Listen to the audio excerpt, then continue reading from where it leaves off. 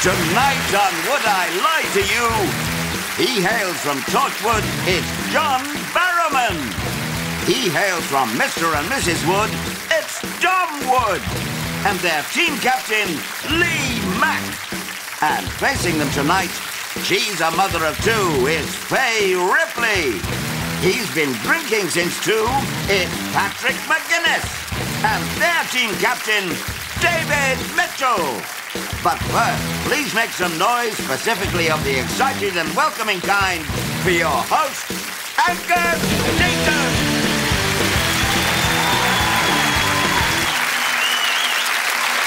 Good evening. Thank you, good evening, and welcome to Would I Lie to You, where our panellists have half an hour to prove just how expert they are at barefaced lying. Psychologists have now identified 34 different types of lie, 35 if you include that one. And apparently the best way to make sure someone isn't lying to you is to keep constant eye contact, study their body language, and wire their nipples up to 10,000 volts.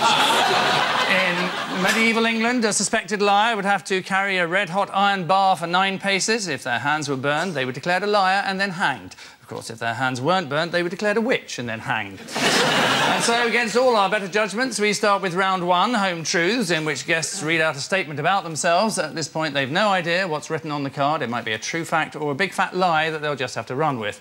The opposing team then use all their powers of deduction, or failing that, a lot of random guesswork, to establish if it's the truth or, conversely, not. So, John it is with our first Home Truth. John?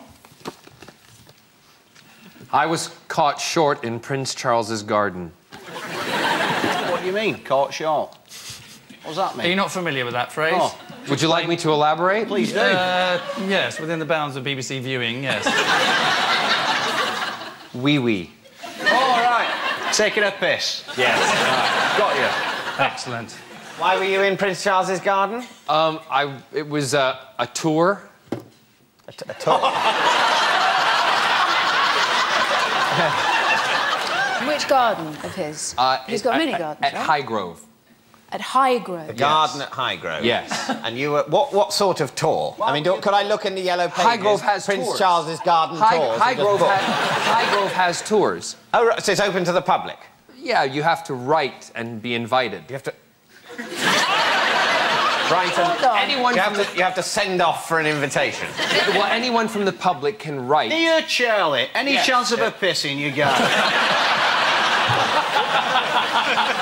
Does he know, Prince Charles, that you did this? I'm assuming that he might know about it. You assume that a random tourist pissing in his garden, that's going to get back to his garden. It actually set the alarm off. What did he say? You're just bragging now, aren't you? You probably weed through a laser beam. Is there any medical reason why you can't anticipate needing to I mean, is that what we're dealing with here? Yeah, I'm incontinent. David, we're going to have to rush you for a decision here. Right. Well, that's a bit odd that you sort of thought... I mean, I'm sure Prince Charles has got a large garden, but I don't think that would constitute being too far from civilization to find a proper loo. Oh, Daddy, you're a dirty little liar. So your team captain, David, you're going to have to make a decision. You're going to have to I override think he's one of telling your... the truth. And you don't? I don't. I'm with you. I think that's a lie. OK, they're saying it's a lie. What is the truth, John? The truth is, the story, it's true. Hey,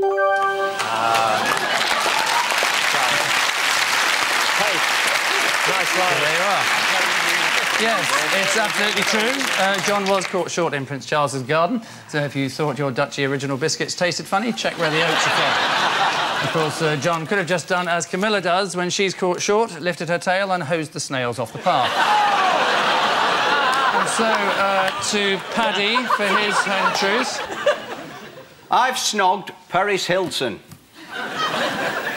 Well, there is an obvious question that begs itself. Yeah, how come you ugly get? I mean... Where were you? At the James Bond premiere. So you snogged Paris Hilton? Yeah. It was at the premiere. Yeah. At the party afterwards. No, it was at the premiere.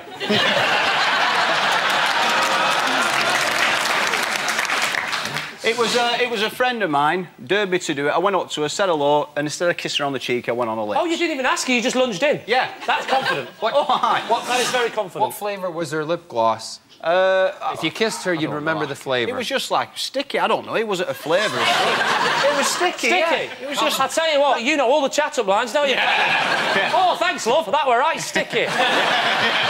Magic. You're going to have to come up with some kind of an answer, either true or lie. You see, the thing is, I'm from the same part of the world as he's from, and I can believe this is true. Because it just saves time, money, expense, just why mess about? I haven't got time for all this, love. Yeah. OK, so you're thinking it's probably true? What do you think, Dom? True. Do you reckon? Nah. What do you think? I'll go with the boys. I'll say true. OK, they're saying it's true. Paddy? Oh, it was a lie! Yes, it is a lie. Paddy has not snogged Paris Hilton, which, if you look at the statistics, is the least probable answer. Paris Hilton, 26, recently likened herself to Marilyn Monroe and Princess Diana, both of whom died sudden deaths at a tragically early age. So, our next truth comes from Dom, so fess up, if you would. Right. My nickname at school was Ear Sniffer. OK, David's team, is this right or rubbish? Was there an incident that sparked this nickname off? Were you caught sniffing someone's ears? I think that's the long and short of it, yeah. A girl called Alexandra Westberg. It started off with her, and I got slightly obsessed with her, and then I did that thing, you know, where you get your arm and you scrape it with a compass until you got their name in blood on your arm, and then it goes septic, then it goes green on your arm. But then, yeah, so I sniffed her ear, then it just kind of snowballed. I'm so glad I'm gay because we don't do that kind of thing.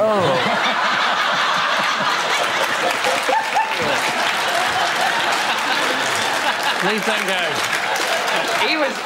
He was ear sniffer. I was rear sniffer. That was.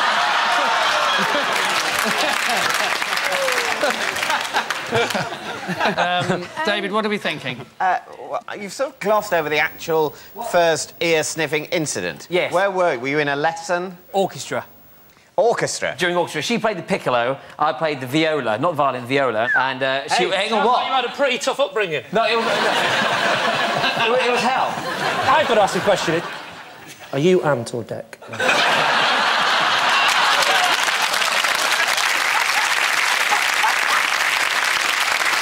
Would it be possible if you could come over here and just show me how the sniff was done on David's ear?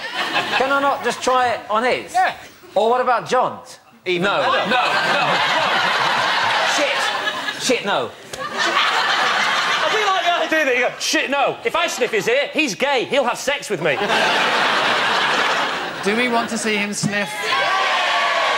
Well, The people have spoken. it was kind of more of an ear sniffer liquor kind of thing, if I'm going to be honest. So, we'll do it. We'll do it.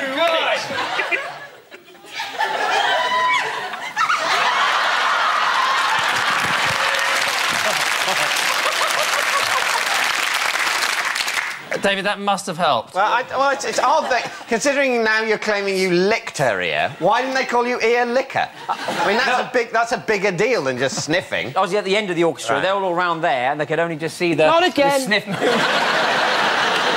On those grounds, you're thinking... I think it's a lie. I think it's a lie, really. OK. I'll go with you. Right, we think it's a lie. OK, Dom. You fools. It is... It's a lie. It's a lie. It's complete rubbish.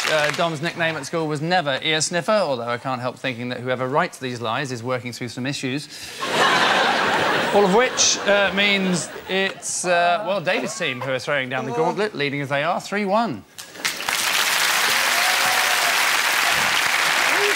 Our next round is and always will be known as the Ring of Truth. In short, our teams will be presented with a celebrity fact or two whose veracity it's then up to them to vouchsafe or poo-poo. David's team, guess first. So, how true is this? Madonna has her toilet seat removed from every venue she performs at so that no one sells it on eBay. I mean, the thing is that maybe by removing the toilet seats, she's created this sort of mystique. Oh, she has to remove her toilet seats, otherwise people will want to sell them. And in reality, no one will want to sell something that her old arse had touched. So the toilet seat, when they get taken away, where do they go to? A big toilet seat warehouse? They buy a new seat every time and then throw it away at the end. It's a bit obsessive-compulsive, actually, isn't it? It's like people who keep their wee in labelled jars. It's absolutely true. Very obsessive-compulsive people can sometimes